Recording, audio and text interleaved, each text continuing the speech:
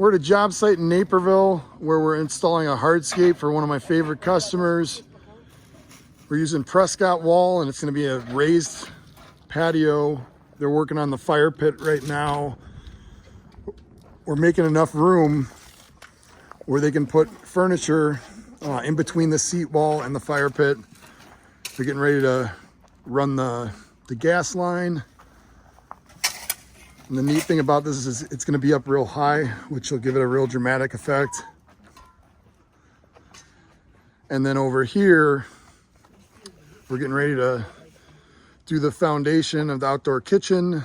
And we're going to have room for all the grills, a griddle, and then a little area in the corner where he can put logs and then we're going to have seating over here where they can sit and look out at the beautiful view of